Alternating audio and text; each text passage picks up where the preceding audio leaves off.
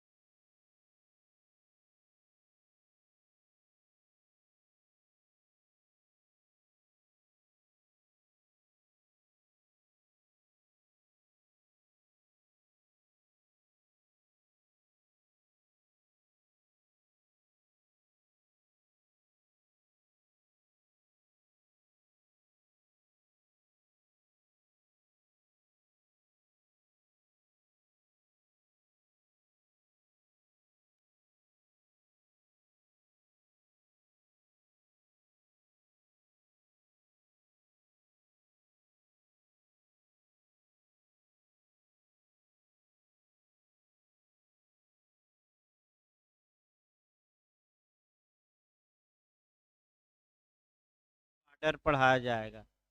इन धाराओं में फिर एक बार याद रखिए, पक्षकारों के कुछ सारवान अधिकार हैं। फिर न्यायालयों का जुरिडिक्शन या क्षेत्राधिकार का वर्णन है कि कौन सा सिविल मुकदमा किस न्यायालय में जाएगा। और सिविल मामलों के कुछ सिद्धांत हैं, जैसे रेस जुडिकेटा हमने पढ़ाया था, सब रेस जुडिस पढ़ाया था। ये सिविल मामलों के कुछ सिद्धांत हैं, इनका वर्णन किया गया है। ये धाराएं स्थिर रहती हैं, गतिमान नहीं होती। पहला दूसरा नियम, इन धाराओं में जो एमेंड किया जा सकता है, ये भी आपका प्री में आ चुका है, केवल 2 ही कर सकते हैं, क्योंकि सीपीसी समवर्ती सूची या संविधान के कंकरेंट लिस्ट में है, तो संघ भी कर सकता है और राज्य भी। तो धाराओं में जो अमेंडमेंट हो सकता है वह संघ भी कर सकता है, यानी कि केंद्र भी कर सकता है और राज्य भी। अब ये आया, अब अनुसूची पर आइए। जो सीपीसी का सेकंड क्लाज है या दूसरा खंड है, उसमें 158 धाराओं के बाद जो आपको मिलेगा, लिखा होगा ऊपर फर्स्ट शेड्यूल या प्रथम अनुसूची। तो पहला क्वेश्चन इंटरव्यू का ये बनता है कि आपका सीपीसी में कितनी अनुसूचियां हैं, तो एक ना मारिएगा, एक ना कहिए, प्रथम अनुसूची। फिर क्वेश्चन बनता है कि आपने प्रथम अनुसूची क्यों कहा, एक भी कह सकते थे। तो आपका जवाब होगा कि मूल सीपीसी में टोटल 5 अनुसूचियां थी और अनुसूची नंबर 2, 3, 4 और 5 समय समय पर रिपील कर दी गई, यानी कि समय समय पर समाप्त कर दी गई। और वर्तमान समय में केवल और केवल प्रथम अनुसूची बची है। तो पहले मूल सीपीसी में कितनी थी जब बना था, 5। वर्तमान में कौन बची है, प्रथम। इस प्रथम अनुसूची में टोटल 51 आर्डर दिए गए हैं, यानी कि टोटल 51 आदेश दिए गए हैं। और इस आदेश के अंदर रूल या नियम दिए गए हैं। ये संहिता का प्राण माने जाते हैं, यानी कि अगर धाराएं शरीर है तो ये नियम संहिता का प्राण माने जाते हैं, अर्थात धाराएं स्थिर रहती हैं। तो ये जो नियम होंगे आदेश में, वे धाराओं को गतिमान कर देंगे, चलायमान कर देंगे।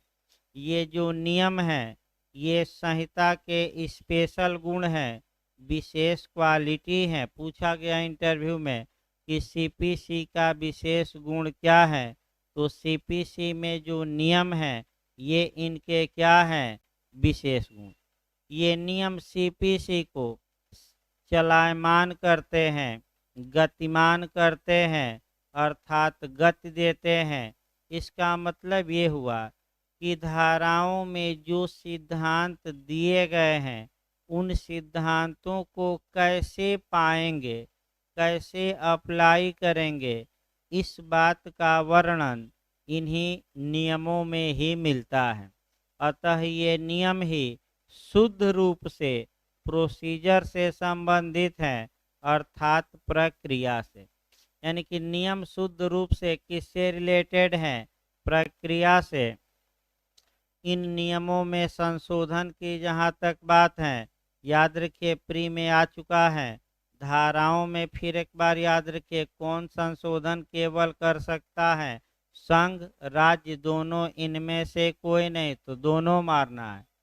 लेकिन आदेश जो नियम है, इसमें संशोधन एक और कर सकता है प्राधिकारी, संबंधित राज्य का उच्च न्यायालय। तो फिर याद रखिए, पूछ ले कि आदेशों में संशोधन कौन कर सकता है या नियमों में संशोधन कौन कर सकता है।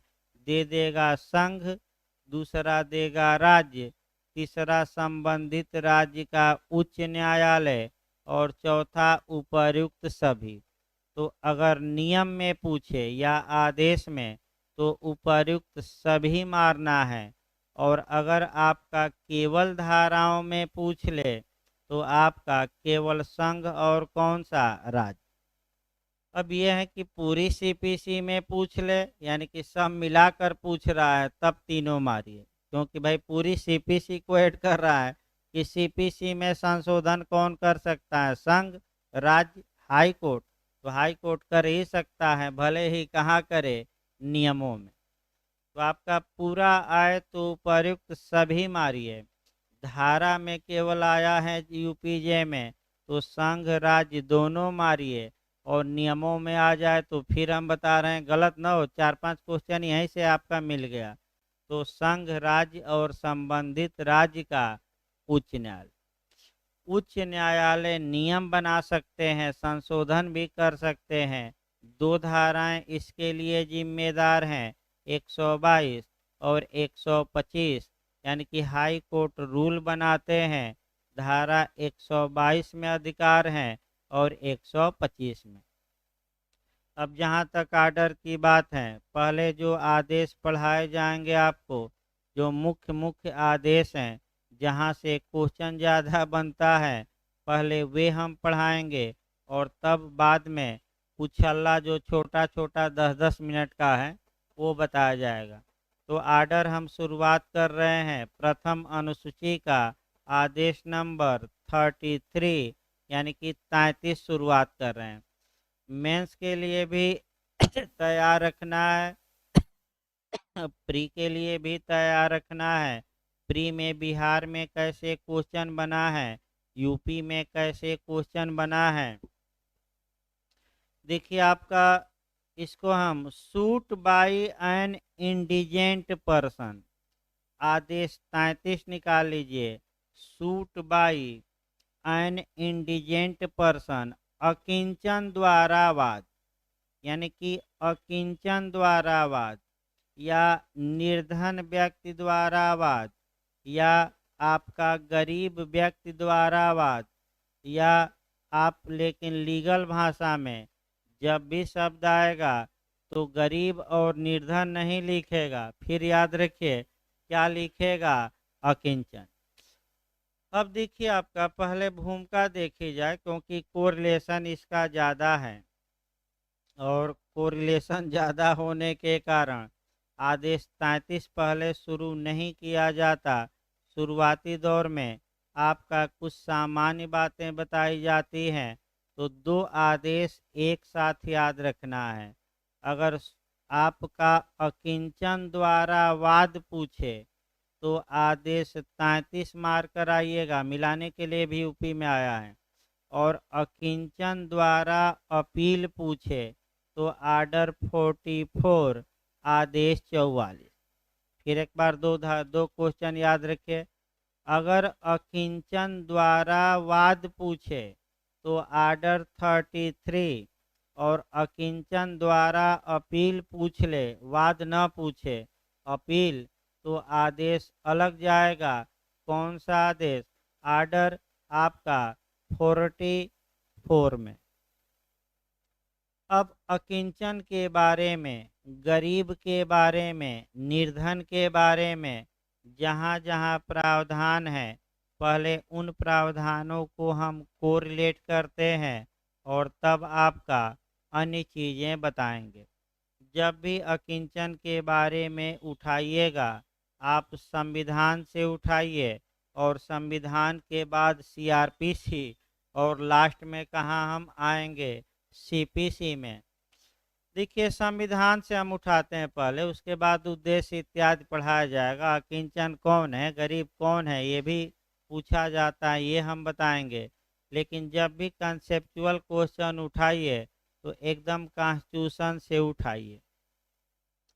प्रियम्बल से देखिए, प्रियम्बल में समता शब्द का यूज हुआ है कि आपका समानता होगी, यानी कि इसका मतलब कि समता कैसे आएगी कि धनी धन के बल पर न्याय पाले और गरीब पैसे के अभाव में न्याय न पाए, तो क्या समता आ जाएगी समाज में, नहीं। फिर याद, अनुच्छेद 14 आइए, आपका अनुच्छेद 14 में दिया गया है आपका राइट टू इक्वलिटी, समता का सिद्धांत। तो समता कब आएगी? जब गरीब गरीबी के कारण न्याय न पा पाए और धनवान व्यक्ति लाखों वकील को दे के न्याय पाले, तो क्या समता आ जाएगी समाज में? नहीं। तो क्या गरीबों को न्याय पाने का हक नहीं है? क्या गरीबी के कारण किसी व्यक्ति को न्याय पाने से वंचित कर दिया जाए, ये समस्या उत्पन्न होती है। तो आपका फिर अभी संविधान में ही रहना है। संविधान का अनुच्छेद 39A पर आइए। कौन सा अनुच्छेद हम बता रहे हैं? 39A, 39 है। अभी पढ़ाना भी है, मूल अधिकार हो जाए तो नीति निषेध तत्व ही पढ़ा जाएगा, फिर दोनों में अंतर और दोनों में रिलेशन, ये भी हमें पढ़ाना है बाद में। लेकिन पहले मूल अधिकार समाप्त हो, क्योंकि 1 माह तो कम से कम ले ही लेता है मूल अधिकार, अब समाप्ति की ओर बढ़ रहा है। फिर एक बार देखिए आप अच्छे से। 39 आपका एक क्या कहता है? 2-3 बातें बताता है। पहला ये कहता है कि राज्य का ये कर्तव्य होगा कि समान न्याय प्रदान करे। इसका मतलब इक्वल जस्टिस प्रदान करे। इसका मतलब ये हुआ कि गरीब को भी न्याय मिले और धनी को भी। फिर आपका कहा गया है इसी में निःशुल्क विधिक सहायता, यानी कि जिन व्यक्तियों के पास पर्याप्त साधन नहीं है, राज्य का यह कर्तव्य है कि उनको फ्री में अधिवक्ता प्रदान करे। यानी कि राज्य अपना पैसा लगाकर और इनको क्या दे? अधिवक्ता। तत्पश्चात राज्य, चूंकि ये नीति निर्देशक तत्व हैं, राज्य द्वारा बाध्यकारी नहीं था, अतः सुप्रीम कोर्ट की नज़र आर्टिकल 21 की ओर गई और पहला केस आता है H.M. हास्कट बनाम महाराष्ट्र राज्य। मैं लिखवा चुका हूँ। H.M. हास्कट बनाम महाराष्ट्र राज्य के वाद में उच्चतम न्यायालय ने ये बता दिया कि निःशुल्क विधिक सहायता अभियुक्त का एक मौलिक अधिकार है, फंडामेंटल राइट है और आर्टिकल 21 में समाहित है। फिर हुसैन आरा खातून का केस आया, जिसमें फिर ये बात दोहराई गई कि निःशुल्क विधिक सहायता आर्टिकल 21 में एक फंडामेंटल राइट है। और एक बात और जोड़ दी गई, स्पीडी ट्रायल, त्वरित विचारण, शीघ्र विचारण, यानी कि तेजी से मामलों को निपटाया जाए, ये भी अभियुक्त का एक क्या है? Fundamental right. ये चूंकि आपराधिक मामलों में अप्लाई होता है, इसका मतलब ये हुआ कि कोई अभियुक्त मात्र इस कारण से अपना बचाव करने में असमर्थ न हो जाए कि वह गरीबी के कारण वकील नहीं कर सकता या अन्य कारणों से अपना बचाव नहीं कर सकता। अगर नहीं कर सकता तो ये राज्य का कर्तव्य है कि वह ऐसे अभियुक्त को फ्री में अधिवक्ता प्रदान करे। तुरंत सीआरपीसी में आ जाइए। क्रिमिनल मामलों में फिर एक बार गौर करिए। सीआरपीसी की धारा 304 पर। सीआरपीसी की धारा 304 में फ्री लीगल एड या निःशुल्क विधिक सहायता का प्रावधान किया गया है।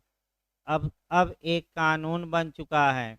वह कानून है विधिक सेवा प्राधिकरण अधिनियम 1987, जिसके द्वारा तहसील स्तर, जिला स्तर, हाई कोर्ट स्तर और सुप्रीम कोर्ट तक आपका अगर किसी अधिवक्ता नहीं है किसी अभियुक्त के पास, तो राज्य का ये कर्तव्य है, न्यायालय राज्य के खर्चे पर ऐसे अभियुक्त के बचाव के लिए क्या प्रदान करेगा? अधिवक्ता। ये आपको सतर्क रहना है। मैं फिर बता दूं, ये क्रिमिनल मामलों में नियम हुआ। आखिर सिविल मामलों में क्या है? अब समस्या ये आई कि अगर कोई व्यक्ति निर्धन है, निर्धन माने अकिंचन है, उसके पास उसके सिविल अधिकार का उल्लंघन होता है, वह चाहता है कि न्यायालय में मुकदमा करे, लेकिन उसके पास क्या नहीं है? धन। तो क्या मात्र इस कारण से कोई व्यक्ति न्याय पाने से वंचित कर दिया जाए कि उसके पास धन नहीं है? नहीं, क्योंकि ये तो समता के अधिकार का खुल्लम खुल्ला क्या होगा? उल्लंघन। तो आदेश 33 का मुख्य उद्देश्य ये है कि अकिंचनता या गरीबी या निर्धनता न्याय पाने में बाधक न बने। अगर कोई व्यक्ति, अगर वादी निर्धन है अर्थात गरीब है, लेकिन आप लीगल भाषा में याद रखिएगा अकिंचन है, तो ऐसी दशा में उसे भाई अपने अधिकारों के लिए लड़ाई करने में आपका गरीबी या धन का अभाव आड़े न आए और वह भी अपने अधिकारों को लेकर कोर्ट का दरवाज़ा क्या कर दे? खटखटा सके। इसीलिए आर्डर आपका 33 बनाया गया है, आदेश 33। लेकिन अब एकदम सार जान लीजिए तब बैरक शुरू किया जाए। इसका सार ये है कि अगर कोई व्यक्ति अकिंचन है तो कोर्ट फीस इत्यादि में छूट दी जाती है, लेकिन चाहे वह बाद में जीते या बाद में हारे, तो ऐसी दशा में चाहे जीते या हारे, अंत में ये कोर्ट फीस इत्यादि वसूला भी जाता है। यानी कि लालीपाप दिखाया गया और जब एक बार लालीपाप चख लिया तो लालीपाप का बाद में क्या वसूल लेगी सरकार? पैसा। यानी कि ये समस्या है। समस्या ये है कि भाई जब आप शुरुआती दौर में उन्मुक्त थोड़ा छूट दे रहे हैं, लेकिन उस छूट का कोई मतलब नहीं है, क्योंकि बाद में चाहे गरीब जीते या हारे, आप पैसा तो क्या कर रहे हैं? उससे वसूल ही ले रहे हैं। तो ऐसी दशा में छूट देने का क्या मतलब? लेकिन तात्कालिक राहत क्या हो रही है? दी जा रही हैं। यानी कि कुल मिलाकर नियम यही हम पढ़ाएंगे कि कोई व्यक्ति अकिंचन है, वह मुकदमा दायर करना चाहता है तो कोर्ट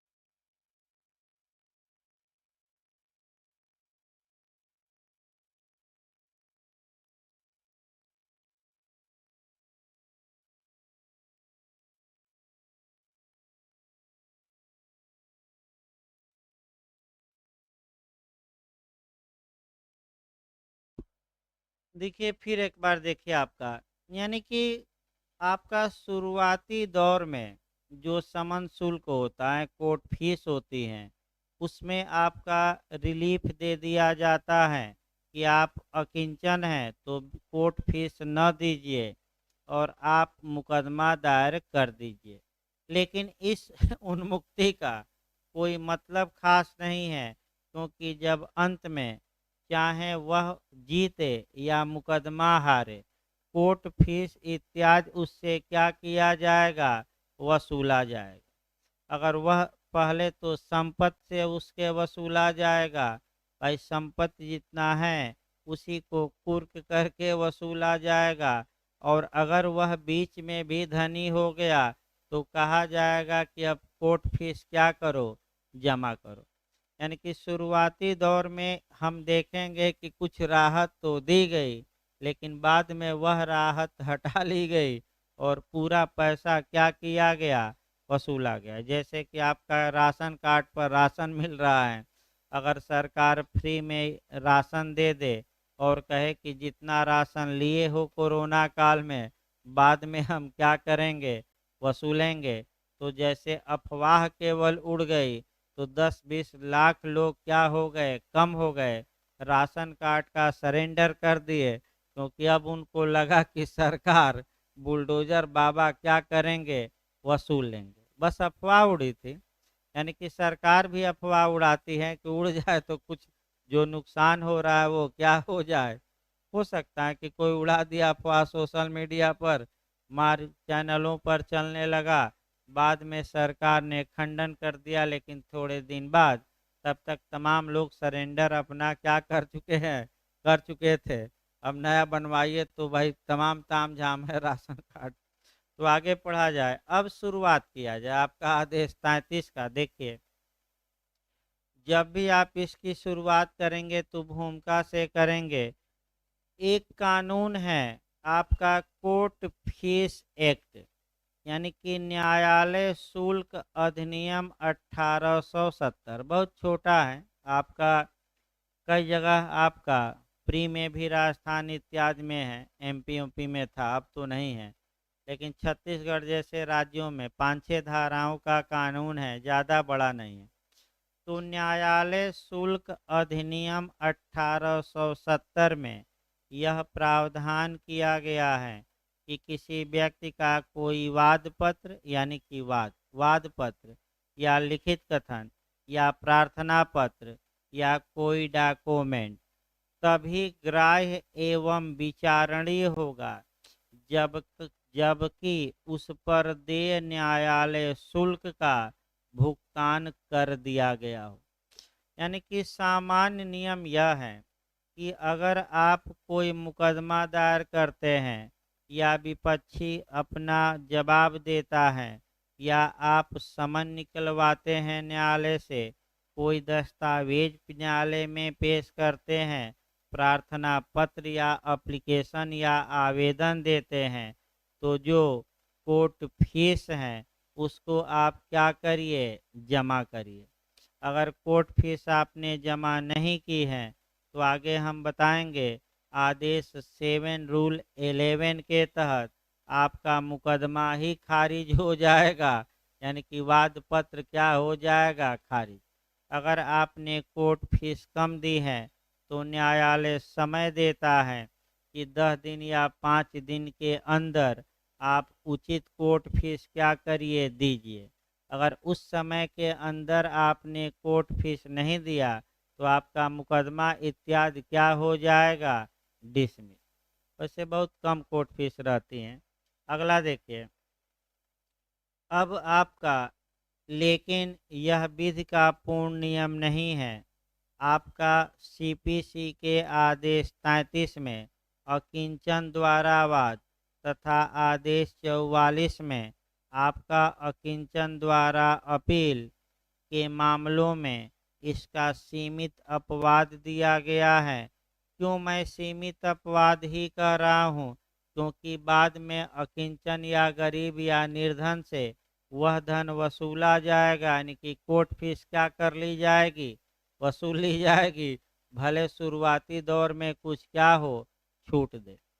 इन आदेशों का उद्देश्य लिख देंगे। उद्देश्य मैं बता ही चुका हूँ कि कोई व्यक्ति न्याय पाने से मात्र इस कारण से वंचित न कर दिया जाए कि वह अकिंचन है, अर्थात समता के अधिकार का पालन किया जाए और गरीब भी अपने हक के लिए लड़ सकता है। अगर उसके पास पैसा नहीं है तो क्या पैसे के अभाव में उसके प्रति अन्याय कर दिया जाए, नहीं, उसके प्रति न्याय होगा और कोर्ट फीस क्या की जाएगी, छूट दी जाएगी, लेकिन पूर्ण रूप से नहीं, क्योंकि मैं आगे बताऊंगा कि बाद में कोर्ट फीस हर हाल में क्या की जाएगी, वसूली जाएगी। अब समस्या ये आई, अब निकाल लीजिए आपका आदेश 33 निकालिए। आपका भूमिका आपका समाप्त हो गई। तो जब भूमिका समाप्त हो गई तो आदेश 33 निकाल लीजिए और उसमें जो बेयर एक्ट में बातें हैं उसको समझना है और कहाँ से आपका क्वेश्चन बनता है वह देखना है। देखिए कह करके आपका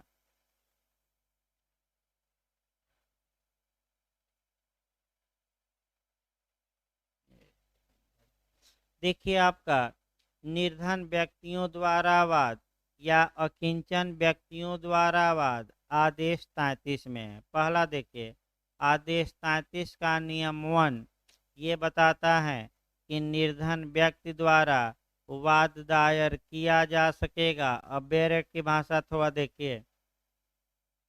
निम्नलिखित उपबंधों के अधीन रहते हुए कोई भी वाद निर्धन व्यक्ति द्वारा दायर किया जा सकेगा। इसका मतलब ये हुआ कि जो नीचे उपबंध दिए गए हैं, जब भी कोई अकिंचन या निर्धन व्यक्ति मुकदमा दायर करता है तो नीचे दिए गए नियमों का पालन करते हुए ही करेगा। यानी कि इसका मतलब नीचे कितने नियम दिए गए हैं तो लिखित अधीन रहते हुए, यानी कि अब समस्या ये आई कि आदेश 33 में दिए गए नियमों के अनुसार कोई अकिंचन या निर्धन व्यक्ति वाद दायर कर सकेगा। अब समस्या ये आई कि आखिर अकिंचन कौन कहलाएगा अर्थात निर्धन कौन कहलाएगा। तो निर्धन शब्द को स्पष्ट करने के लिए आदेश 33 के नियम 1 में 3 स्पष्टीकरण दिए गए हैं और यहीं से आपका क्वेश्चन बनता है।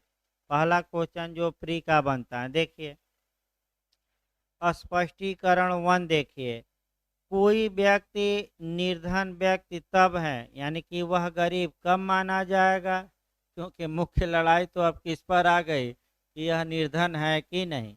तो इसका पैमाना मैं बता रहा हूँ, यही याद करके अच्छे से जाना है। ज़्यादातर 99% चांस रहता है प्री में भी यही पूछने का, पूछा भी गया बिहार में। देखिए, जब उसके पास इतना पर्याप्त साधन डिक्री के निष्पादन में कुर्की से छूट प्राप्त संपत्ति और वाद की विषय वस्तु से भिन्न नहीं है कि वह ऐसे वाद में वाद पत्र के लिए विधि द्वारा विहित फीस दे सके। यानी कि इसका मतलब समझने का प्रयास करिए, इसमें नियम भी हैं तो कुछ अपवाद भी हैं। देखिए इसको कैसे पढ़ा जाता है, यानी कि कब कोई व्यक्ति निर्धन माना जाएगा।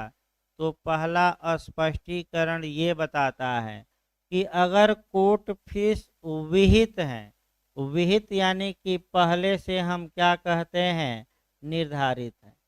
विहित मतलब स्पष्ट है, 10 रुपया, 20 रुपया, 30 रुपया, 40 रुपया या 2000 रुपया या 5000, जो भी हो।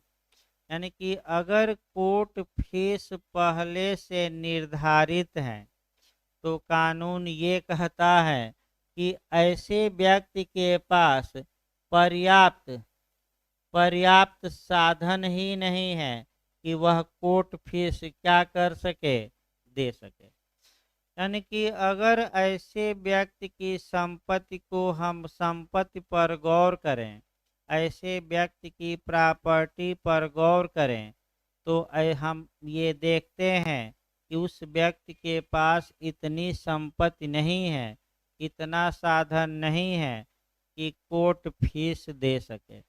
अब समस्या ये है कि ऐसे व्यक्ति की संपत्ति की गणना करने में कौन सी संपत्तियों को छोड़ा जाएगा, उनकी गणना नहीं की जाएगी।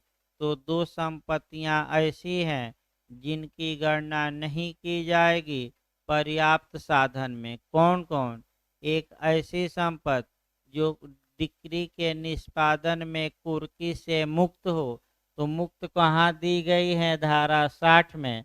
किन संपत्तियों की कुर्की नहीं होगी, ये कहाँ बताया गया है, धारा 60 में।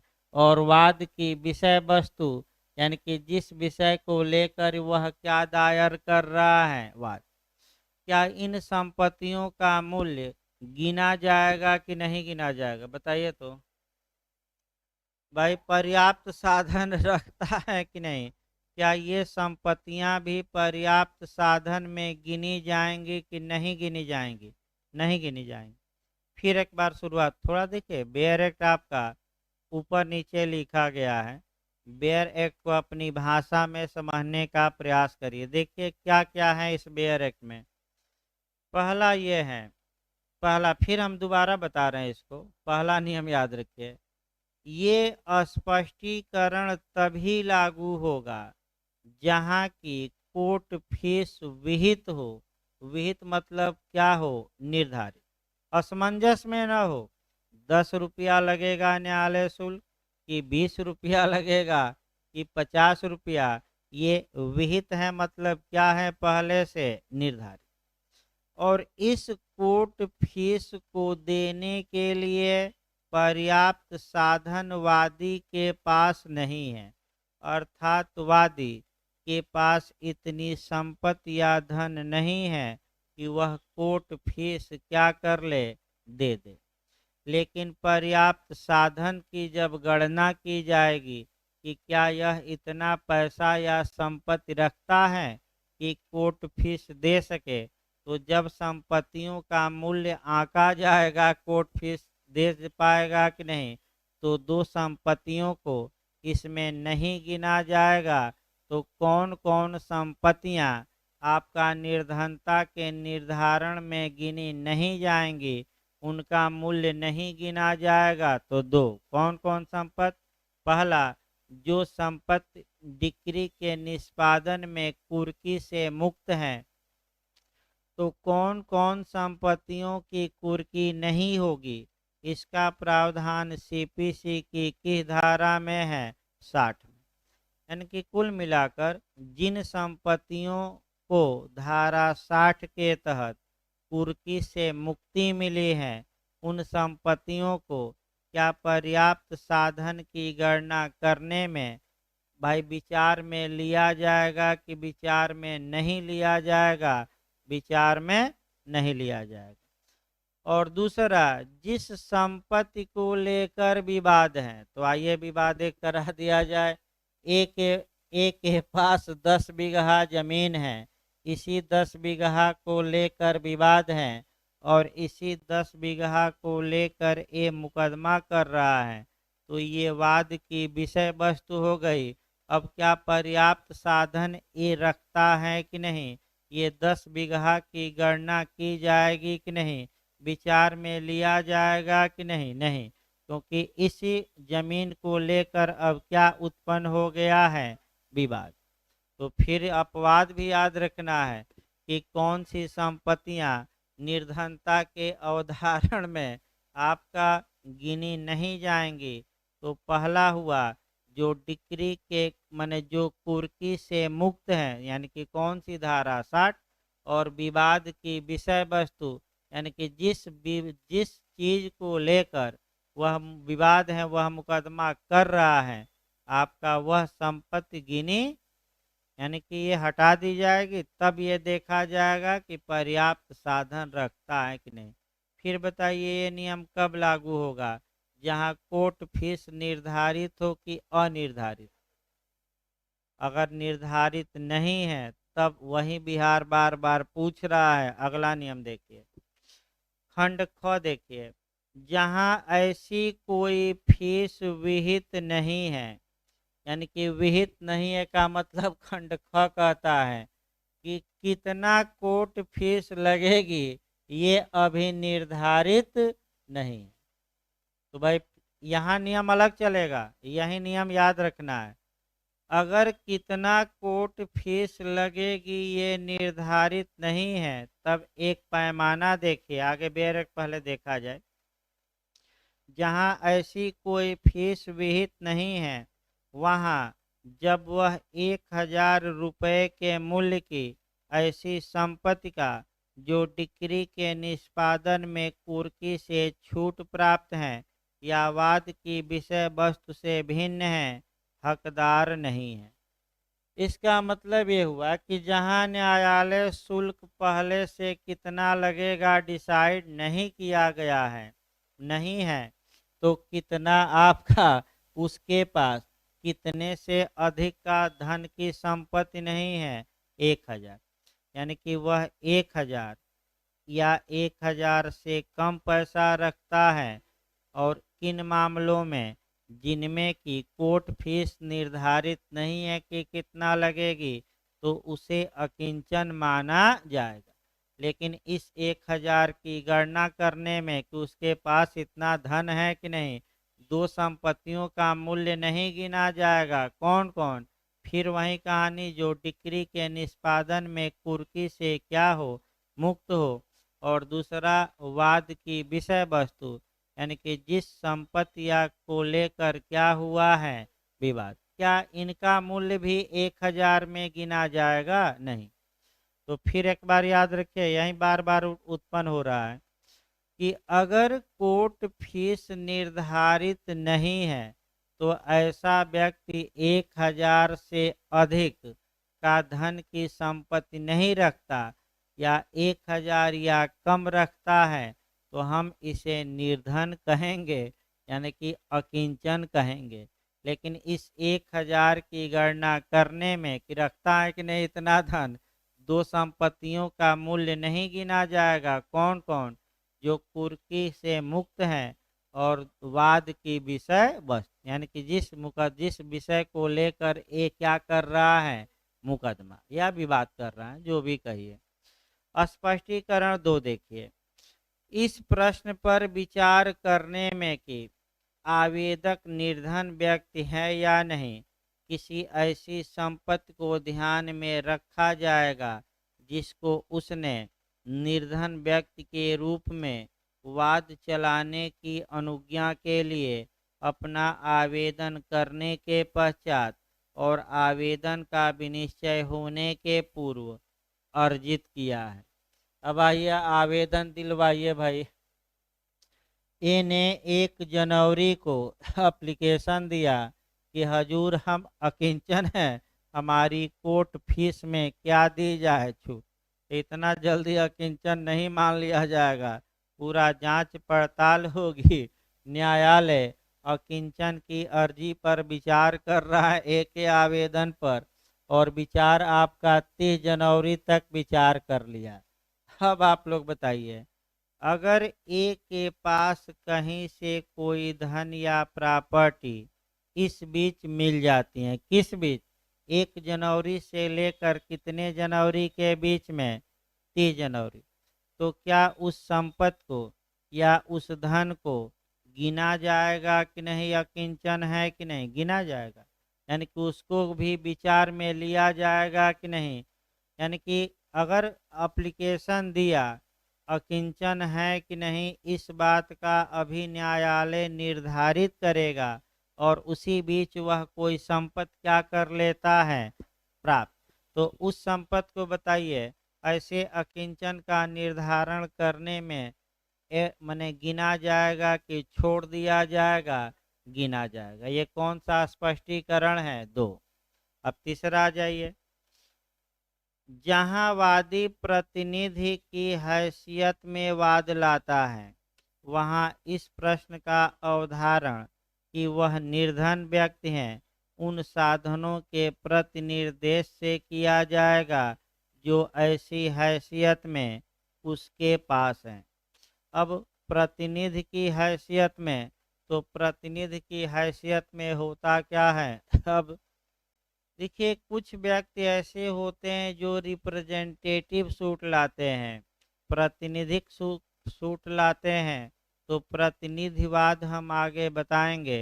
प्रतिनिधिकवाद या रिप्रेजेंटेटिव सूट के बारे में प्रावधान सीपीसी के आदेश 1 के नियम 8 में किया गया है।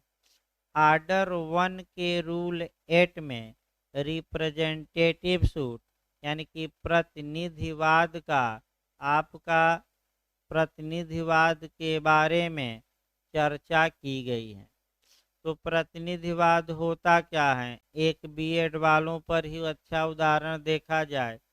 मान लीजिए सरकार ने ये कहा कि शिक्षा मित्रों को नौकरी दी जाएगी, बीएड वाले पहुंच गए कोर्ट।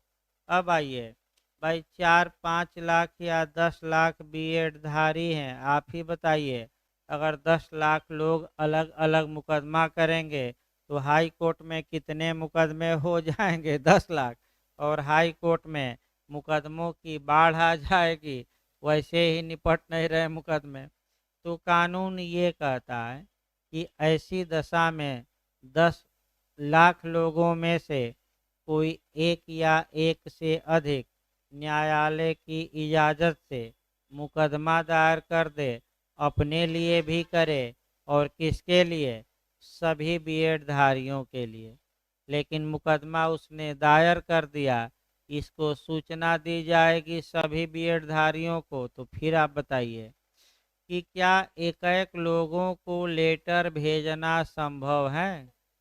तो कैसी सूचना दी जाती है? पब्लिक नोटिस, यानी कि पेपर में निकाल दीजिए कि हम सभी बीएडधारियों की ओर से रिप्रेजेंटेटिव सूट दायर किए हैं, जिसको भी आना हो आइए और अपना बात रखिए। तो ऐसी दशा में वादी गरीब है कि नहीं, निर्धन है कि नहीं, तो केवल वादी के पास धन को आंका नहीं जाएगा। ये जितने 10 लाख बीएडधारी हैं, उनके पास कितने धन है, इस आधार पर अब वादी की आय का निर्धारण किया जाएगा। तो फिर एक बार देखिए, प्रतिनिधिवाद में केवल वादी की आय नहीं देखी जाएगी, प्रतिनिधिक हैसियत में वह कितना आय रखता है, कितना धन रखता है, यानी कि जिनके लिए वह मुकदमा किया है, क्या वे सक्षम हैं? अगर सक्षम है तो वादी निर्धन माना जाएगा कि नहीं? नहीं, भले वह अक्षम हो, क्योंकि प्रतिनिधिवाद में सक्षमता केवल वादी के मुकदमे के वादी के आधार पर नहीं, बल्कि जो वह प्रतिनिधिक हैसियत में क्या रखता है, संपत्ति या साधन, उस पर विचार किया जाएगा। यानी कि आपका जो 10 लाख अन्य लोग हैं, वे क्या पैसा रखते हैं, उन पर विचार करके फिर ये देखा जाएगा कि क्या सब मिलाकर पैसा है कि नहीं। तो इतना कम मूल्य दिया गया है कि सबके पास उतना तो धन होता ही है। अब आप ही लोग बताइए, बहुत रेयर केस में ही, विरल से विरलतम मामलों में ही एक दो लोग मिल जाएंगे जिसके पास इतना धन न हो। नहीं तो सभी लोग क्या हैं, धनवान हैं। तो आपका इतना कम रकम है, अगर यहीं 50,000 1 लाख कर देती रकम, यानी कि इसमें संशोधन करके जो 1,000 मूल्य है, वह अब 50,000 या कितना बढ़ाना चाहिए, 1 लाख। संशोधन इसमें आवश्यक है, लेकिन अभी भी कितना आपका चल रहा है, वहीं पुरातन आपका 1,000। तो 3 स्पष्टीकरण हुए, यानी कि फिर एक बार इसको देखिए अच्छे से, क्योंकि यहीं से क्वेश्चन आपका गलती होता है। 99% चांस है कि यहीं से आपका क्वेश्चन पहला मिल जाएगा। निर्धन निर्धन व्यक्ति इस आदेश में दिए गए प्रावधानों के अनुसार मुकदमा कर सकेंगे। निर्धन कौन होगा, ये 3 स्पष्टीकरण में बताया गया है। तो पहला स्पष्टीकरण कहता है कि वह कोई व्यक्ति निर्धन व्यक्ति तब माना जाएगा अगर कोर्ट फीस निर्धारित है, तो कोर्ट फीस देने का भी पैसा उसके पास नहीं है, यानी कि इतनी संपत्ति नहीं है कि वह कोर्ट फीस दे सके। लेकिन 2 संपत्तियों को इसमें गिना नहीं जाएगा। अगर कोर्ट फीस निर्धारित नहीं है, तब पैसा का मामला आ जाएगा, कितने से अधिक धन नहीं रखता, 1,000, लेकिन 2 संपत्तियों को 1,000 में गिना। और अगला आ गया कि अगर आपका, कह सकते हैं कि अगर आवेदन निर्धन के लिए दिया, निर्धन है कि नहीं, इस पर जब फैसला आना है, उसके पहले ही धनी हो गया, संपत्ति पा लिया, तो उस संपत्ति को भी गिना जाएगा कि नहीं, गिना जाएगा। और रिप्रेजेंटेटिव सूट में स्वयं की संपत्ति नहीं, बल्कि प्रातिनिधिक हैसियत में क्या साधन रखता है, उसको क्या किया जाएगा, गिना जाएगा। भाई अच्छे से इसको तैयार करके जाए। अब अगला आइए, आदेश 33 नियम 1 आ जाए, निर्धन व्यक्तियों की साधनों की जांच की जाए। तो निर्धन, अब पूरा पंचौरा इसी पर चलेगा, निर्धन है कि नहीं, जांच पड़ताल होगी। तो आइए देखा जाए, आदेश 33 का नियम 1A, निर्धन व्यक्तियों के साधनों की जांच। तो एक एप्लीकेशन दिलवा दिया जाए, ये एक व्यक्ति है न्यायालय में यह आवेदन देता है कि हजूर हम अकिंचन हैं, अतः हमारी कोर्ट फीस और इत्यादि जो शुल्क हैं वह हमसे न लिया जाए। तो इतना आसान नहीं है कि इसे अकिंचन कोर्ट मान ले। बहुत ताम झाम ज़्यादा है, यानी कि होना हवाना कुछ नहीं, और कानून में ताम झाम क्या है। तो देखिए एक ताम झाम अब शुरू किया जाए। अब ये निर्धन है कि नहीं, इसकी क्या होगी जांच।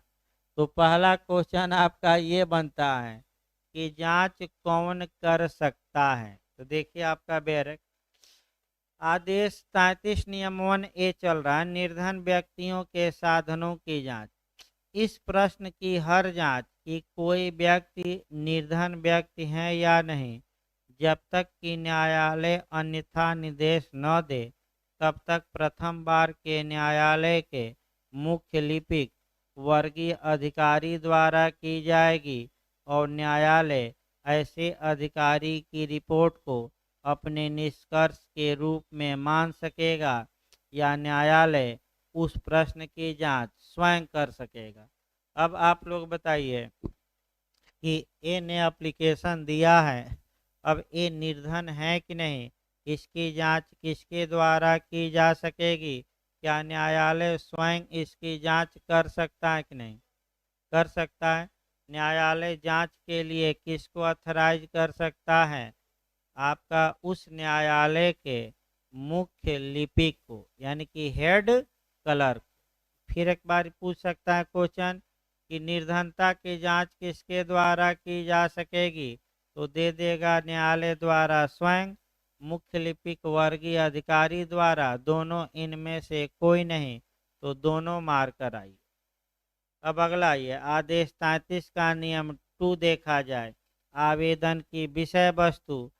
यानी कि जब ये एप्लीकेशन कोर्ट में देता है कि हजूर हम निर्धन हैं, अकिंचन हैं, हमसे कोर्ट फीस न ली जाए, तो आवेदन देता है, तो आवेदन में और क्या क्या लिखेगा। देखिए क्या क्या लिखेगा। निर्धन व्यक्ति के रूप में वाद लाने की अनुज्ञा के हर आवेदन में वादों में के वाद पत्रों के संबंध में अपेक्षित विशिष्टियां अंतर्विष्ट होगी। यानी कि वाद पत्र में जितनी बातें लिखी जाती हैं वे सभी बातें इस आवेदन पत्र में क्या होंगी, लिखी जाएंगी। तो वाद पत्र में क्या क्या लिखा जाता है ये हम आगे बताएंगे। इसका वर्णन सीपीसी के किस आदेश में दिया गया है 7। यानी कि पहला नियम ये मिला कि मुकदमा में जितनी बातें लिखी जाती हैं वादी द्वारा, जब कोई व्यक्ति ये कहे कि हम अकिंचन हैं, निर्धन हैं, और मांग करे कि हमारी कोर्ट फीस न ली जाए, तो उन सभी बातों को उसे आवेदन में क्या करना पड़ेगा। तो जब टाइप ही आवेदन कराना है, सबका पैसा देना है, तो कुछ कोर्ट फीस न दे दे, इतना तामझाम और लंबा मामला चलाने से क्या मतलब। लेकिन कानून है, बस पढ़ना है। आगे देखिए आपका आवेदन की जंगम या स्थावर संपत्ति की अनुसूची। यानी कि आवेदक कितना चल संपत्ति रखता है, कितना अचल संपत्ति, एक अलग से क्या लगा है, लिस्ट।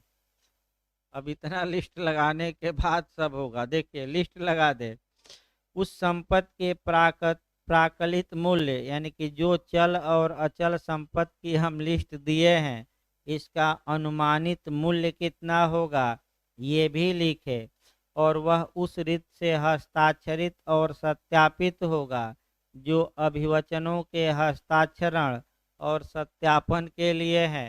तो आदेश आपका 6 बताया जाएगा, अभिवचनों का सत्यापन और हस्ताक्षर किया जाना। यानी कि ये कहे कि ये बातें क्या है, सही है हमारे व्यक्तिगत नॉलेज में ये बातें। यानी कि पूरा तामझाम। यानी कि फिर एक बार एक लाइन देखिए। यानी कि जब एप्लीकेशन दे कि हम अकिंचन है, हमारी कोर्ट फीस न ली जाए, तो पहला नियम, जितना उसके पास चल अचल संपत्ति है उसकी लिस्ट पर प्रस्तुत करे। उस कितना उसका दाम हो सकता है, एक आपका अनुमानित मूल्य लिखे। और जितनी बातें मुकदमे में लिखी जाती हैं वे सभी बातें मुकदमे उस आवेदन में लिखे और सत्यापित और क्या करे, हस्ताक्षरित। अब आ जाइए आदेश 33 का नियम 3। आपका आवेदन का उपस्थान यानी कि प्रेजेंटेशन करिए, यानी कि आवेदन अब लिख पढ़कर क्या करिए, कोर्ट में प्रस्तुत। तो ए को ए से प्रस्तुत करा दीजिए। अब बेरक देखिए, इन नियमों में किसी बात के होते हुए भी आवेदन स्वयं आवेदक द्वारा न्यायालय में उपस्थित किया जाएगा, किंतु यदि न्यायालय में उपसंजात होने से उसे छूट दे दी गई हो तो उससे आने की आवश्यकता नहीं है। उसका अभिकर्ता आपका कह सकते हैं कि आकर दे दे, यानी कि उसका अभिकर्ता आकर दे दे, जो सभी बातों को आपका बताने के लिए क्या हो, आपका सक्षम हो, यानी कि सक्षम हो आपका। यानी कि कुल मिलाकर सामान्य नियम ये है कि जो व्यक्ति अकिंचन के लिए आवेदन दे रहा है वह स्वयं न्यायालय में आए और एप्लीकेशन दे। लेकिन न्यायालय चाहें तो स्वयं आने से, व्यक्तिगत हाजिरी से, पर्सनल अपीयरेंस से छूट दे सकता है और ये कह सकता है कि अपने अभिकर्ता, अधिवक्ता भी अभिकर्ता ही होता है, आप अपने अभिकर्ता या अधिवक्ता को भेज दीजिए। लेकिन अधिवक्ता ऐसा हो या अभिकर्ता जो सभी बातों का क्या कर सके, जवाब दे सके। अब ये नहीं कि आधी बात बताए और आधी बात उसे क्या हो, यानी कि आप पूरा अभिकर्ता को बातें क्या करिए, बता दीजिए। नियम ये है। अगला देखिए, अब आपका एप्लीकेशन न्यायालय के पास पहुंच गया। अब आगे देखिए आदेश 33 का नियम 4, आवेदक की परीक्षा। तो जहां आवेदन उचित प्रारूप में है, वहां सम्यक रूप से उपस्थित किया गया है, वहां यदि न्यायालय ठीक समझे तो आवेदक की, और आवेदक नहीं है तो उसके अभिकर्ता की परीक्षा करेगा और तब आपका तो पूछताछ करेगा, जो लिस्ट इत्यादि है उस पर विचार करेगा। और क्या करेगा भाई, किसकी परीक्षा होगी, आवेदक है तो आवेदक की, और नहीं है तो किसकी, अभिकर्ता। डिमेरिट पर विचार होगा कि क्या यह निर्धन है कि नहीं। अब अगला आ जाइए आपका, ये कमीशन भी छोड़ दीजिए। आवेदन का नामंजूर किया जाना ये महत्वपूर्ण है। आदेश 33 का नियम 5 महत्वपूर्ण है। आपका ये अच्छे से देखना है। फिर यानी कि कब एप्लीकेशन नामंजूर कर दिया जाएगा, यानी कि कब उसका एप्लीकेशन। अब आइए, ए ने एप्लीकेशन दिया है कि हजूर हम क्या हैं, निर्धन हैं, हमारी कोर्ट फीस न ली जाए। तो कब न्यायालय ए का एप्लीकेशन डिसमिस कर देगा, यानी कि तुम निर्धन नहीं हो। डिसमिस का मतलब क्या हुआ कि तुम निर्धन, जांच पड़ताल जब कर लिया गया तो गरीब रहोगे तभी तो आवेदन स्वीकार होगा, कि धनी हो और बनावटी गरीब बन गए हो रंगा सियार जैसे, तब कहाँ तुम्हारा आवेदन स्वीकार किया जाएगा। तो आपका प्रयागराज में भी माने 1-2% लोग ऐसा करते हैं कि पैसा होते हुए भी किसी जगह जाएंगे तो पहले फीस कम कराने की ही बात करेंगे, यानी कि धनवान है, पूरा धन है, फिर भी आपका पढ़ाई नहीं। पहला मानसिकता ये है कि फीस कितना कम हो सकती है, पढ़ाई गई चूल्हे भाड़ में। यानी कि जबकि होना चाहिए कि फीस भले 2 रुपया अधिक ले लीजिए लेकिन अच्छे से हमें क्या करिए, पढ़ाइए, ये होना चाहिए। लेकिन आपका वो मानसिकता है, यानी कि आपका वो अलग बात है भाई, किसी की मान हानि या अपमान नहीं किया जा रहा है, एक उदाहरण बताया जा रहा है। तो भाई गरीब होगा तभी तो स्वीकार होगा, नहीं तो उसका एप्लीकेशन ही क्या हो जाएगा, डिसमिस। तो कब डिसमिस होगा याद रखिएगा, इसको जोड़ सकते हैं वाद पत्र का नामंजूरन से। आज सीपीसी के आदेश 7 का रूल 11 खूब पूछा जाता है, कब आपका वाद अस्वीकार कर दिया जाएगा। तो उसी प्रकार कब निर्धन का एप्लीकेशन आपका क्या किया जाएगा, डिसमिस, खारिज। देखिए एक आधार, निर्धन व्यक्ति के रूप में वाद लाने की अनुज्ञा के लिए आवेदन न्यायालय वहां नामंजूर कर देगा। तो कहाँ नामंजूर कर देगा, जहां नियम 2 और नियम 3 में विहित रीत से उसकी विरचना नहीं की गई है और वह उपस्थित नहीं किया गया। तो आप लोग बताइए, यानी कि जब नियम 2 और नियम 3 के प्रावधानों का पालन उस एप्लीकेशन में नहीं किया गया है, तो एप्लीकेशन क्या कर दिया जाएगा, खारिज। तो आप लोग बताइए, आपका नियम 2 में क्या था, नियम 2 में ये था कि जो वाद पत्र की बातें हैं एप्लीकेशन में लिखिए, संपत्ति की लिस्ट दीजिए, कौन संपत्ति की बताया गया, चल की अचल की दोनों, उसका आकलित मूल्य दीजिए, सत्यापित करिए, हस्ताक्षरित करिए। फिर अगले नियम में ये था कि आप या तो स्वयं आइए, अगर न्यायालय छूट दे दे तो किसके माध्यम से आइए, एजेंट के। और इन नियमों का अगर पालन आवेदक ने नहीं किया तो पहला ये हुआ कि आवेदन क्या कर दिया जाएगा, डिसमिस, यानी कि आपका आवेदन कह सकते हैं कि रिजेक्ट कर दिया जाएगा, रिजेक्ट। दूसरा देखिए, जहां आवेदक निर्धन व्यक्ति नहीं है, यानी कि पूरा जांच पड़ताल की गई और मामला फर्जी निकला, यानी कि ये तो रंगा सियार निकला, धनी होते हुए भी आकर कह रहा है कि मैं क्या हूँ, निर्धन, तो इसका एप्लीकेशन क्या करिए, रिजेक्ट करिए, नामंजूर। तीसरा देखिए, जहां उसने आवेदन उपस्थित करने के ठीक पहले वाले 2 मास के भीतर कपटपूर्वक, इसलिए कि वह निर्धन व्यक्ति के रूप में वाद लाने की अनुज्ञा के लिए आवेदन कर सके, किसी संपत्ति का बयान कर दिया। यानी कि इसका मतलब ये हुआ कि अगर 1 मार्च को वह एप्लीकेशन देता है कोर्ट में कि मैं निर्धन हूँ, मेरा कोर्ट फीस माफ़ की जाए और मेरा एप्लीकेशन स्वीकार किया जाए। पता लगा कि एक एक मार्च के 2 माह पहले, यानी कि 1 जनवरी से 30 जनवरी और 1 फरवरी से मान लीजिए 28 या 29 फरवरी, जो भी हो, 2 माह पहले उसके पास प्रॉपर्टी थी और वह फ्रॉड करके या बेईमानी से बेच दिया, और बेचने का इरादा उसका क्या था, 2 माह याद रखे, कितने माह पहले विक्रय किया हो, डिस्पोज ऑफ, बंधक रख दिया, दान दे दिया, विक्रय कर दिया, बयानित मतलब डिस्पोज ऑफ।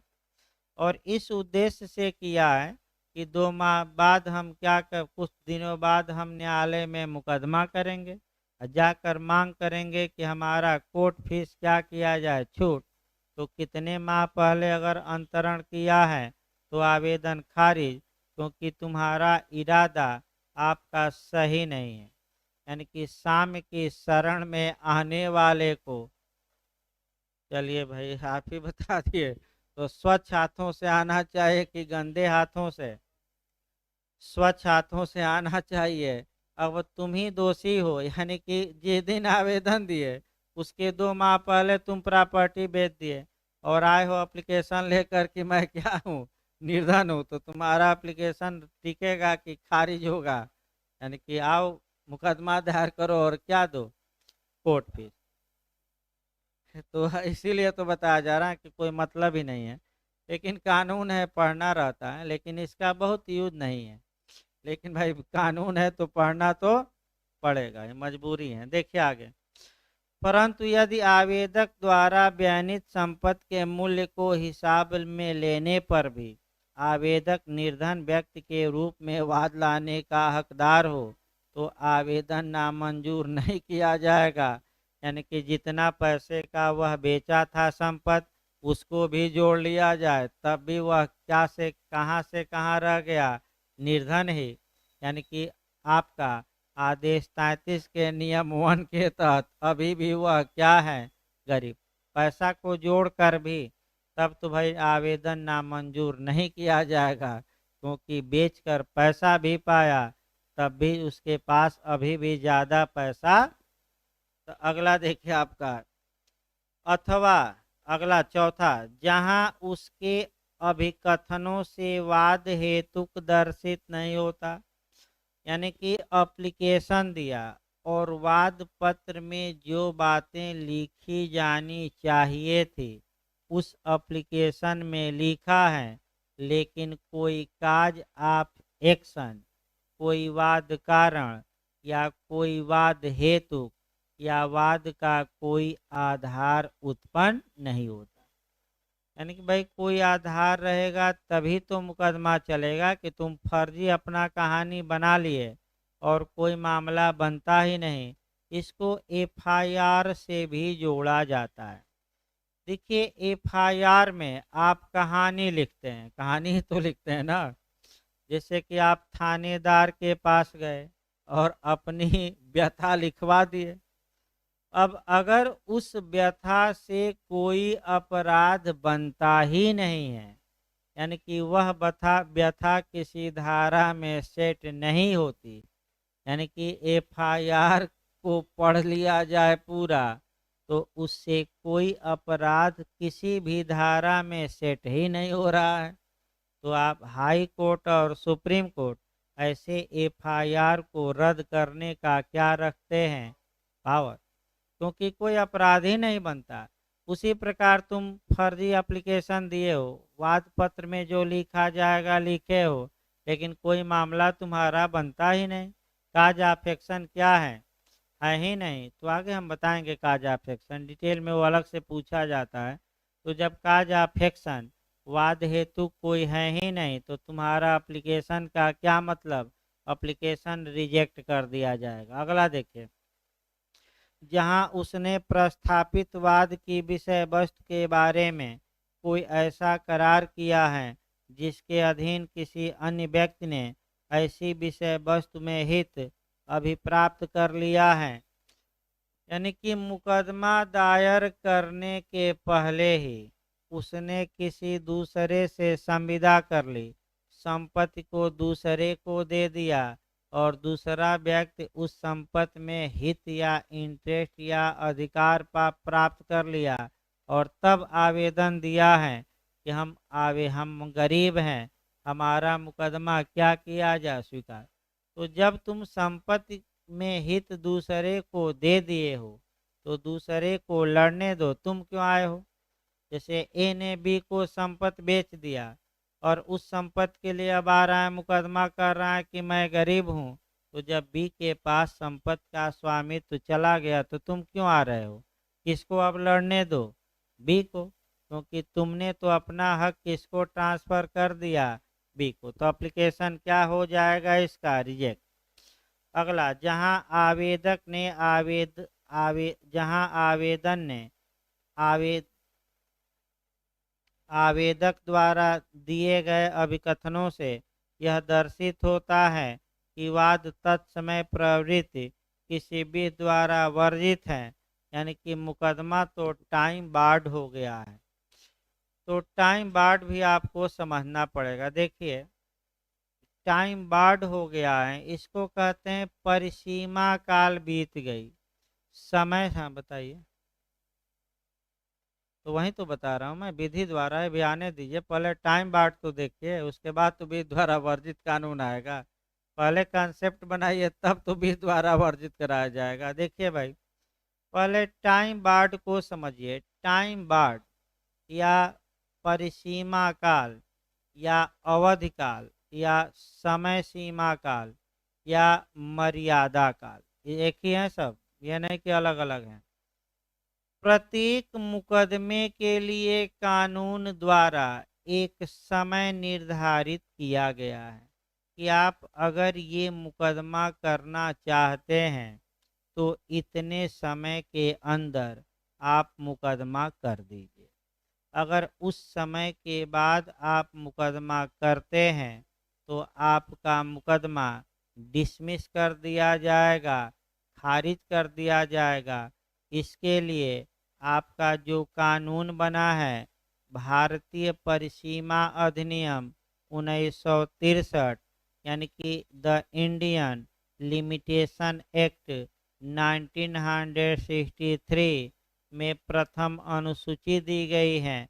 उसमें मुकदमों का उल्लेख है और कौन मुकदमा कितने दिन के अंदर आप दायर करेंगे, एक लिस्ट दी गई है। एक उदाहरण पहले देखिए, संविदा भंग का उदाहरण पूछा गया था। तो संविदा भंग के मामले में मुकदमा दायर करने का कितना समय होता है? 3 साल। ये बार काउंसिल में पूछा गया था। देखिए एक उदाहरण, अब मान लीजिए ए ने बी को आपका 5,000 रुपया उधार दिया था और बी ने ये कहा था कि हम 1 जनवरी 2012 को ये पैसा वापस कर देंगे, और बी 1 जनवरी 2012 को ये पैसा वापस नहीं किया। तो कानून ये कहता है, तत्समय प्रवृत्ति विधिमान लिमिटेशन एक्ट ये कहता है कि ए अपने अधिकार की मांग के लिए न्यायालय में वाद दायर कर सकता है, लेकिन कानूनन एक समय लगाया है, कितने वर्ष, यानी कि 1 जनवरी 2012 से अब 3 साल गिनिए तो 13, 14, 15, यानी कि 31 दिसंबर 2015 तक कौन मुकदमा दायर कर दे? ए। अगर ए मुकदमा दायर कर देता है, ठीक। अब आइए, मान लीजिए कि 2022 में ए जाता है, सोया रहता है, यानी अभी सुसुप्तावस्था में रहता है। तो मैं फिर बता दूं, जो सोते हैं कानून भी उनको क्या करेगा? सुला देगा। सामंड का कोटेशन भी है विद्वान का कि विधि जागृत की सहायता करती है, सुसुप्त की नहीं। यानी कि कानून ये चाहता है कि आप अपने अधिकारों के प्रति सतर्क रहें, जागरूक रहें। जागरूक रहें का मतलब कि समय से अपने अधिकार की मांग के लिए कोर्ट का दरवाज़ा खटखटा दीजिए। तो अगर ये जाता है और 2022 में जाता है और आवेदन देता है कि हजूर भी हमारा 5,000 लिया था, मैं अब निर्धन हूँ, अकिंचन हूँ, मेरा मुकदमा स्वीकार किया जाए और मेरी कोर्ट फीस माफ़ किया जाए, तो उसका एप्लीकेशन ही रिजेक्ट हो जाएगा, क्योंकि जिस मुकदमे को लेकर तुम आए हो वह मुकदमा अब टाइम बार्ड हो गया है, यानी कि समय सीमा उसकी क्या हो गई है? समाप्त। तो किस कानून के तहत गवर्न होता है सिविल मामला? ज़्यादातर तो आपका द इंडियन लिमिटेशन एक्ट 1963। अब कोई समस्या हो तो बताइए, नहीं तो इसमें आगे बढ़ा जाए। भाई किसी को अगर समस्या हो टाइम बार्ड में तो बताइए। एक उदाहरण भी मैं बता दिया, किसका? कॉन्ट्रैक्ट का। ऐसे ही समय दिया है, अब वो समय आपका जो एमपी और इत्यादि लोग जाते हैं देने, तो समय 20-25 कम से कम रट्टा मार कर जाते हैं। अगला देखिए आपका अंतिम, जहां किसी अन्य व्यक्ति ने मुकदमेबाजी में वित्त पोषण के लिए उसके साथ करार किया है। अब आइए, ए ने बी से करार कर लिया कि है भी ए कहता है भी करार हो गया कि मैं सी के खिलाफ मुकदमा दायर करूंगा और तुम में मुझे फाइनेंशियल सपोर्ट करना, यानी कि तुम मुझे क्या देना? पैसा। तो जब दूसरों से तुम पैसा मुकदमा लड़ने के लिए पाने का करार कर लिए हो, तब किस बात का निर्धन था? भाई दूसरा आदमी तुम्हें क्या दे रहा है? पैसा। तुमने क्या कर लिया है? करार। तो बी किसको पैसा देगा? ए को। और किसके खिलाफ मुकदमा लड़ने के लिए? सी के। तो अब ए गरीब कहाँ रहा? ये तो बी से क्या पा रहा है? पैसा। तब इसका एप्लीकेशन ही क्या हो जाएगा? डिसमिस। आधार जरूर याद रखिए, आपका 7 आधार हैं। कभी काल मेंस में भी अलग से टिप्पणी में पूछा जाता है। आदेश 33 का कौन सा नियम? 5। अगला देखिए, आवेदक की निर्धनता के बारे में साक्ष्य लेने के दिन की सूचना। तो जो आवेदन किया है वह निर्धन है कि नहीं है, अब इस बारे में साक्ष्य लिया जाएगा और आपका विरोधी पक्षकार और सरकारी वकील को सूचना दी जाएगी। यहाँ आपका समय पूछा जाता है, अंडरलाइन कर लीजिए। इनको कितने दिन पहले सूचना दी जाएगी? कम से कम 10 दिन। वो समय पूछा जाता है, इसीलिए सीपीसी कठिन है कि तमाम जगह डेट समय पूछी जाती है। तो भाई आपका कुछ क्वेश्चन मान के चलिए यहाँ नहीं आएंगे, यानी कि सीपीसी में, यूपीजे में 2-3 क्वेश्चन आपके बस की बात नहीं रहेंगे। तो जो बस की बात है उसको ज़्यादा, अब 2-3 क्वेश्चन के लिए नहीं कि पूरा समय गंवा दीजिए, भाई पूरा समय गंवाना नहीं है। अब बताइए, ए ने एप्लीकेशन दिया, बी के खिलाफ मुकदमा दायर करना है ए को, तो बी को सूचना दी जाएगी कि तुम आओ और ए गरीब है कि नहीं इस बारे में कुछ तुम भी बता दो। और चूंकि कोर्ट फीस छूट दी जा रही है, तो बताइए कोर्ट फीस जो मिलती है वह किसके खाते में जाती है? सरकार के खाते में जाती है, राज्य सरकार के खाते में। तो भाई राज्य सरकार ने जो सरकारी प्लीडर हैं, जो सरकारी वकील हैं, उन्हें भी न्यायालय सूचना देगा कि आप भी आइए, लेकिन कम से कम कितने दिनों पहले सूचना दी जाएगी? तो बताइए किसको किसको नोटिस न्यायालय जारी करेगा? विरोधी पक्षकार और किसको? सरकारी अधिवक्ता। कितने दिन पहले? और क्यों? क्योंकि आइए, ये कह रहा है कि मैं गरीब हूँ, तो ये गरीब है कि नहीं इस बारे में आप लोग भी कुछ क्या करिए, पंचौरा करिए। अभी डिसाइड नहीं हुआ कि गरीब है कि नहीं, अभी आपका विवाद क्या हो रहा है। अब आदेश 33 नियम 7 सुनवाई में प्रक्रिया। तो नियत दिन सुनवाई होगी, आपका सब कुछ तैयार किया जाएगा, सभी लोग अपना अपना तर्क देंगे और तर्क देने के बाद आपका कह सकते हैं कि आदेश 33 का नियम 7 में ये है कि सब कुछ साक्ष्य लेने के बाद हम न्यायालय या तो निर्धन के रूप में वाद लाने को परमिट करेगा या परमिट करने से क्या कर देगा? डिनाई। यानी कि या तो अनुज्ञा दे या अनुज्ञा देने से क्या कर दे, यानी कि इतना जांच पड़ताल के बाद यदि न्यायालय को लगता है कि वास्तव में ये निर्धन है, तो चलो तुम्हारा एप्लीकेशन स्वीकार हो गया। और लगता है कि नहीं ये तो निर्धन नहीं है, नौटंकी कर रहा है, तो इसका एप्लीकेशन क्या हो गया? नामंजूर। ये याद है। अब जब एप्लीकेशन मंजूर कर लिया जाए तब क्या होगा? अब यहाँ आपका कल हम बताएंगे, क्योंकि टाइम बार्ड का फिर मामला आएगा। मान लीजिए 2 साल तक इसी पर विचार करता रहा न्यायालय, तो 2 साल माइनस किया जाएगा। तो इसको कल, थोड़ा टेक्निकल पॉइंट है, कल इसको आपका कितना बचा है। अब 33 के बाद इधर चलेगा भाई आपका 34-35। अब आर्डर आपका इधर कुछ ही आर्डर पढ़ाना है, 4-5 और छोटे छोटे हैं, तो आपका छांट कर पढ़ा दिया जाए तब शुरुआती दौर से। अभी आपका ज्योग्राफी की क्लास आज चलेगी भाई, आपका 15 मिनट बाद। अभी जो लोग भाई जीएस पढ़ते हैं, आज से ज्योग्राफी की क्लास चलेगी और रुके रहें, 1 बजे तक ज्योग्राफी चलेगी।